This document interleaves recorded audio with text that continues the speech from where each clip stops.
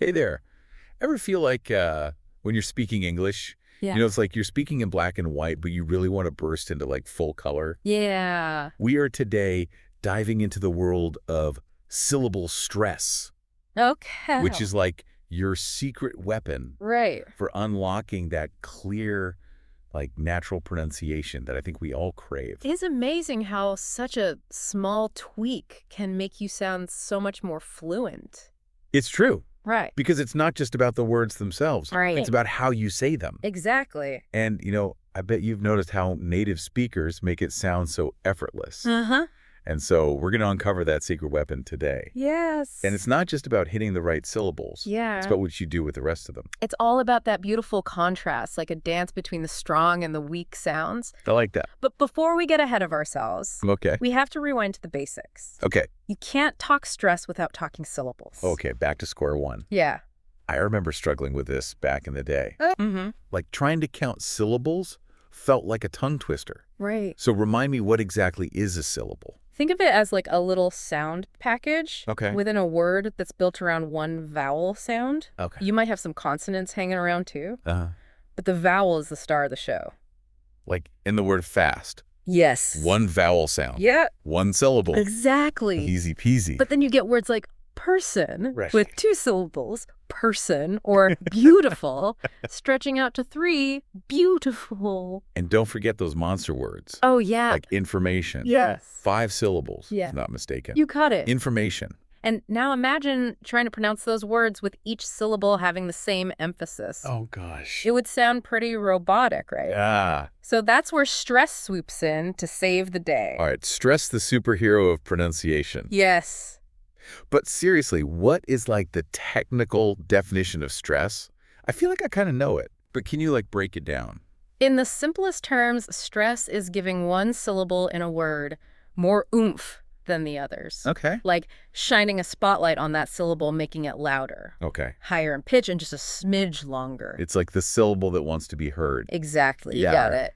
So like when you're saying banana, Yeah. it's banana, Yes. not banana. That's right.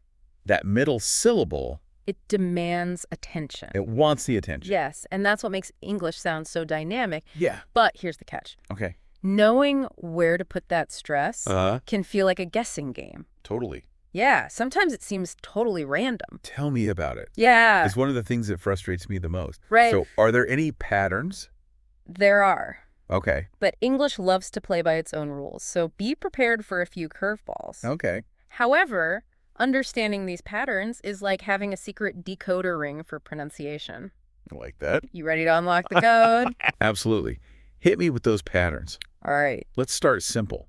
Okay. 2-syllable words. Great place to start. Yeah. Let's take words like picture, minute, money, doctor, water.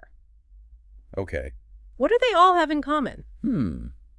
They all seem pretty basic, everyday words. Uh-huh. And they're all nouns. Yes. Wait, is that the pattern? You're natural at this. Okay. You're right. Oh. 2-syllable nouns usually put the emphasis on that first syllable. Okay. Go ahead, try saying them out loud and see how it feels. Picture, minute, money, doctor, water. Yeah. Wow, you're right. It does. It does sound much more natural to emphasize that first syllable. Yes. But wait, what about 2-syllable verbs? Ah, good catch. Yeah. This is where English throws a curveball. Okay. While nouns tend to stress the first syllable, Uh-huh. 2-syllable verbs often like to put the emphasis on the second syllable. Oh, yeah. Think about words like decide, forget, explain, arrive, repeat.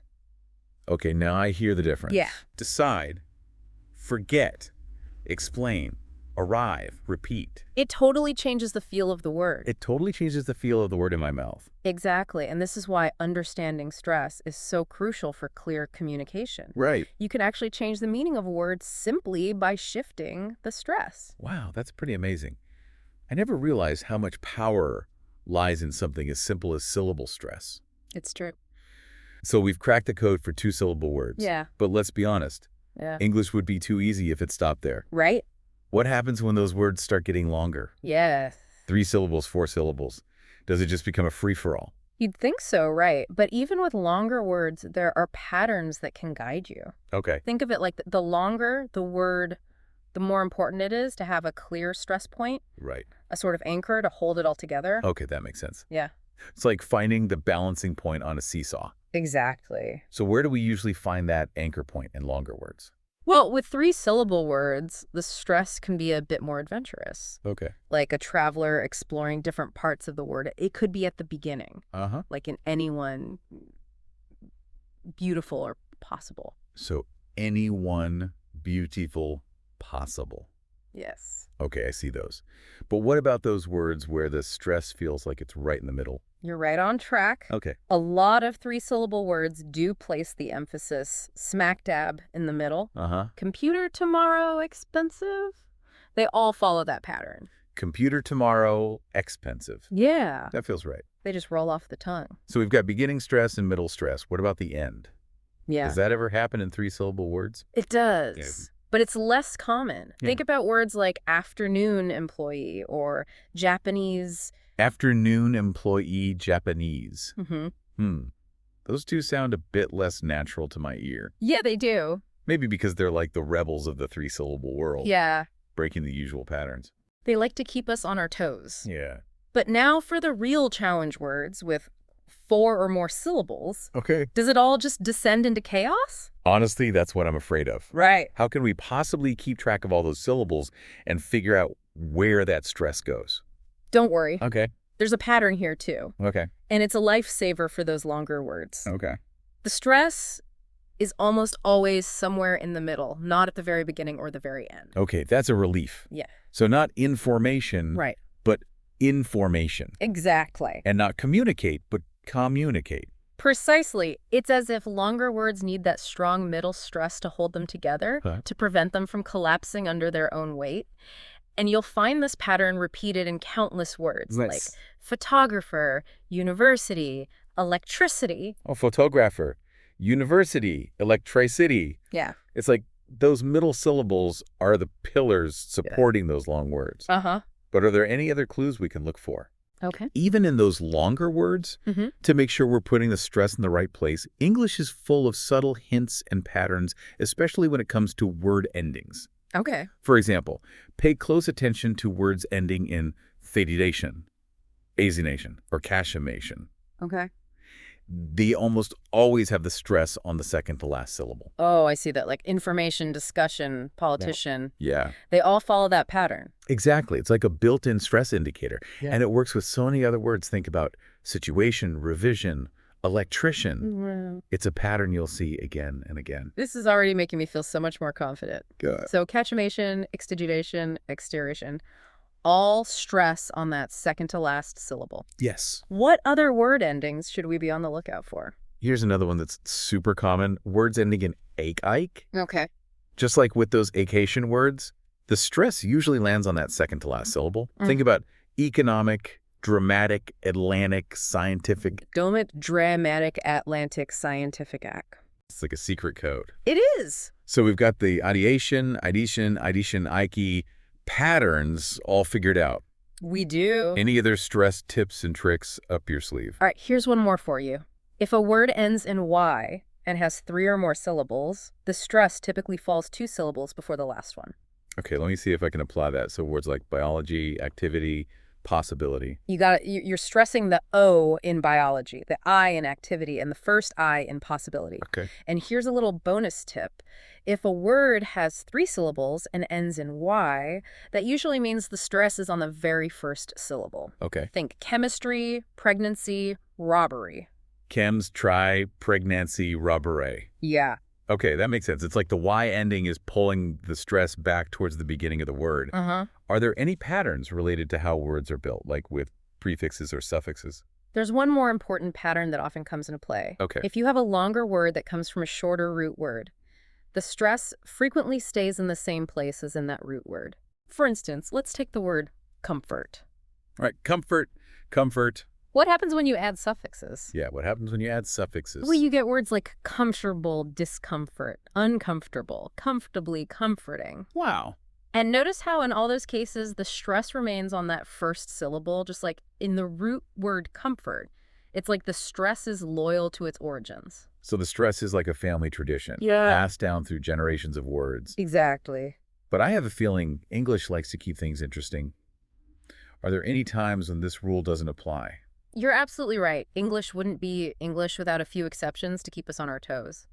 Sometimes those other patterns we discussed, like the hutchamellation or ake endings, Uh-huh. can override the root word rule, for instance. Oh. Think about the word photograph, pho to graph, but then look at photography, photography. Uh-huh. So the work ending wins out in that case. Yeah. It's like a hierarchy of stress patterns with certain endings having more power than others. Exactly. It's like a fascinating puzzle figuring out which rule takes precedence in each word.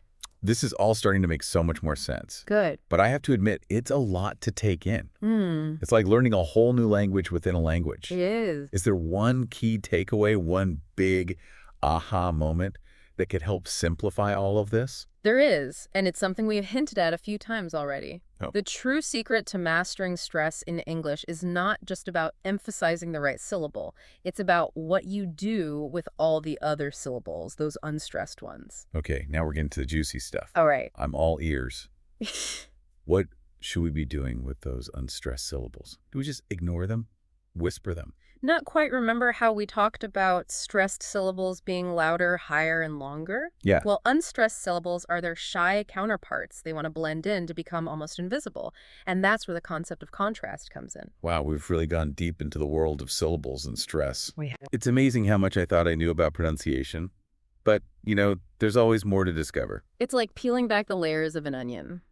There's always another layer of complexity, but each layer reveals something fascinating. I love that analogy. Yeah. And speaking of peeling back layers, we've uncovered so many stress patterns and rules. But before we wrap up, I'd love to hear your take on how vowel reduction fits into this bigger picture of clear, natural-sounding English. Sure, that's a great question. You see, vowel reduction isn't just about making unstressed syllables less prominent. It actually plays a crucial role in the overall rhythm and flow of English. Think about it. If you were to pronounce every single vowel with full force, it would sound incredibly choppy and unnatural. Yeah, it would be like trying to dance a tango without any give and take, Right. any push and pull. You'd say It'd be that? stiff and awkward. Vowel reduction is what gives English that smooth, effortless quality that we associate with native speakers. It's like the oil that keeps the gears of the language turning smoothly. Okay, I'm totally convinced that vowel reduction is the secret sauce. Yeah. But how do we actually get better at it? Mm-hmm. It seems so subtle and nuanced. Well, like any skill, it takes practice and a trained ear. One of the best ways to improve is to really listen to how native speakers use vowel reduction. Pay attention to how they effortlessly glide over those unstressed syllables, allowing the schwa sound to take over. So find some podcasts, movies, TV shows, anything with clear, natural-sounding English, and really tune in to those subtle shifts in pronunciation. Exactly. And don't just listen passively, try to imitate what you hear, record yourself speaking, and then listen back, focusing specifically on those unstressed syllables. Ask yourself, are you reducing those vowels? Are you creating that contrast between stressed and unstressed syllables? Yeah, it's like having a personal pronunciation coach in your pocket. That's right. But here's a question. What if I over-reduce if there's such a thing as too much schwa? That's a great question, and it's a common concern for language learners. While it's important to reduce those unstressed vowels, you don't want to go overboard and make the word unintelligible. The key is to find that sweet spot where you're reducing enough to sound natural, but not so much that you lose the clarity of the word. So it's all about finding that balance, that delicate dance between reduction and clarity. Are there any other tips for really mastering this whole stress and reduction thing? One thing that really helped me was to think about stress in terms of meaning and emphasis. Often, the stressed syllable in a word carries the most important information, the part that you really want to highlight. So if I'm saying the word photographer, I'm not just emphasizing the TO syllable. Oh. I'm also highlighting the fact that this person takes pictures, not just any random person. Exactly. By focusing on the meaning and emphasis, you can naturally guide your pronunciation and make sure you're putting the stress in the right place. This has been such an eye-opening deep dive. I feel like I've gained a whole new understanding of how stress and vowel reduction work together to create that smooth, natural English sound. But before we go, I want to leave our listeners with a little challenge. Okay. We've talked a lot about the how of pronunciation, but what about the why? Why do you think English has developed this complex system of stress and reduction? That's a fascinating question, and it's one that linguists have been pondering for centuries. There are theories about efficiency, about the evolution of language, about the influence of different cultures and dialects. It's a puzzle with many pieces, and it's up to each of us to explore and discover those connections. I love that it's like we've given our listeners a treasure map, and now it's up to them to go out and uncover the hidden gems of English pronunciation. Exactly, and the more you explore, the more you'll appreciate the beauty and complexity of this amazing language. Well said. A huge thank you to you for sharing your expertise and insights with us today. And to all our listeners out there, keep practicing, keep experimenting, and keep those schwals flowing.